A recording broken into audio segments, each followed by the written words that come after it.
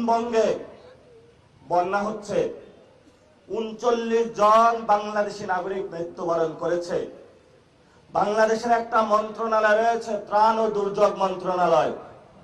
এই ত্রাণ ও দুর্যোগ মন্ত্রণালয়ের যিনি মন্ত্রী, তাকে শুধু ইলেকশনের আগে খুঁজে পাওয়া গিয়েছে।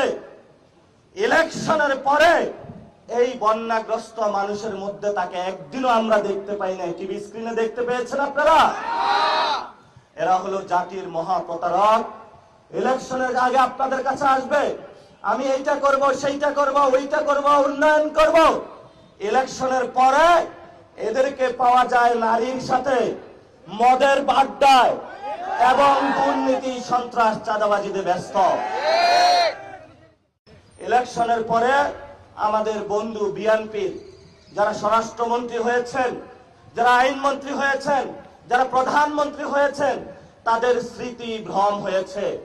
তারা ইলেকশনের আগে যেটা বলেছে, ইলেকশনের পরে ওটা ভুলে গিয়েছে। কারণ এই ইলেকশনের ভিতরে নিচে তাদের আর একটা দফারফা ছিল দিল্লির দাদাবাবুদের সাথে, যেই দফারফার ভিত্তিতে আপনার সন্তানের রক্ত নিয়ে যে হোলি খেলা করেছে, সে আওয়ামী লীগ আজকে বাহিরে ঘুরেফেরা করে। আওয়ামী লীগ যখন এসেছিল, জিয়াউর রহমান শহীদ হয়েছিল। আওয়ামী লীগের সেই খুনি হাসিনা বেগম খালেদা জিয়াকে শহীদ করেছে। আমরা প্রধানমন্ত্রীকে সতর্ক করে দিচ্ছি, এই আওয়ামী লীগের সাথে যদি আপনি আবার আঘাত করেন, তাহলে আপনাকে আওয়ামী লীগ হত্যা করবে। কারণ বাংলাদেশে যে আওয়ামী লীগ সংগঠন রয়েছে, স্বাধীনতার পর থেকে এরা ব্যাংক ডাকাতি করেছে, বাংলাদেশের উপরে জুলুম করেছে। ভারতের দাদাবাবুদের সাথে মিলিয়ে এখানের মুসলমানদের কিভাবে সিকিমের মতো বাংলাদেশকে দিল্লির কাছে তুলে দেওয়া যায়, সেই ব্যবস্থায় তারা জারি করেছিল।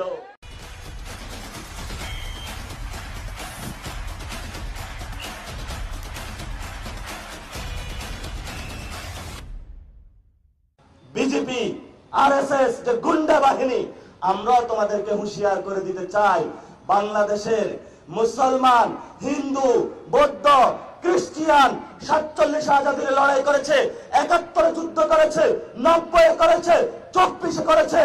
তোমাদের যত ষড়যন্ত্র, কোন ষড়যন্ত্রই বাংলাদেশে কখনো বাস্তবায়ন হবে না। বাংলাদেশ স্বাধীন আছে, থাকবে, বাংলাদেশের মানুষ লড়ে যাবে, তবু আমরা কখনো ভারতের সেবাদাস বা গোলাম হব না। আপনারা সবাই এই বিষয়ে ঐক্যবদ্ধ থাকবেন ইনশাআল্লাহ। তাহলে যারা চিল্লাচিল্লি করতেছে মিডিয়াতে, বিভিন্ন মন্ত্রী হয়েছেন, এমপি হয়েছেন, এত গরম দেখায়েন না। আমরা যদি ভালো মতন একটু